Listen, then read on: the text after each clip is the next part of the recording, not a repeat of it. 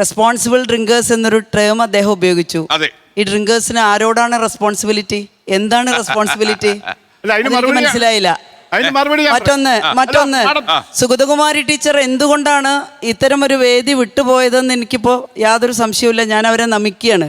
കാരണം മദ്യം ലഹരി അല്ല എന്ന അങ്ങയുടെ വാദത്തിൽ നിന്ന് തന്നെ ഞാൻ ഖണ്ഡിക്കുകയാണ്. മദ്യവും ലഹരിയാണ്. അത് അംഗീകരിക്കാത്തിടത്തോളം കാലം ബാറുകളുടെ എണ്ണവും അങ്ങ് വിൽപ്പന കാണുന്നില്ലേ? കേരളത്തിലെ വിൽപ്പന, ചാരായ ഷാപ്പുകളുടെ എണ്ണം അങ്ങ് പറഞ്ഞു. പക്ഷേ മദ്യവിൽപ്പനയുടെ റെക്കോർഡ് വില, ഓരോ വർഷവും റെക്കോർഡ് വിൽപ്പന തകർത്ത് മുന്നേറുന്നത് അങ്ങയുടെ ശ്രദ്ധയിൽപ്പെടുന്നില്ലേ? ഇത് കേരളത്തെ തകർത്തു കഴിഞ്ഞു. പിന്നെ ലഹരി ബാധിക്കാനുള്ള ഒരു കാരണം കൂടി ഞാനൊന്ന് നിരത്തുകയാണ്.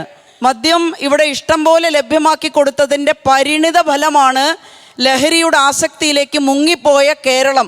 അത് നിസ്സംശയം പറയാം. ഇവിടെ അത് ശാസ്ത്രീയമായി പറയാൻ കഴിവുള്ളവർ ഈ വേദിയിലുള്ളത് കൊണ്ട് ഞാൻ തുടർന്നൊന്നും പറയുന്നില്ല. അല്ല, മാഡത്തോട് മറുപടി പറയട്ടെ. കേരളത്തിലെ ഈ പണ്ടൊക്കെ കേരളത്തിലായിരുന്നു ഏറ്റവും കൂടുതൽ മദ്യം ഉപയോഗിച്ചുകൊണ്ടിരിക്കുന്നത്. തെറ്റാണ്. ഇന്ത്യയിൽ ഏറ്റവും കൂടുതൽ മദ്യം ഉപയോഗിക്കുന്നത് അരുണാചൽ പ്രദേശത്താണ്. 53% ആൾക്കാർ അവിടുത്തെ സ്ത്രീകളും പുരുഷന്മാരും മദ്യം എവിടെ ഉപയോഗിക്കുന്നു, ആരുപയോഗിക്കുന്നു എന്നുള്ളതല്ലല്ലോ പ്രശ്നം. നാഷണൽ ഫാമിലി ഹെൽത്ത് സർവേ എന്ന് പറഞ്ഞ സർവേ ഉണ്ട്. അതിന്റെ ഡീറ്റെയിൽസ് മാഡത്തിന്റെ കയ്യിൽ കിട്ടും.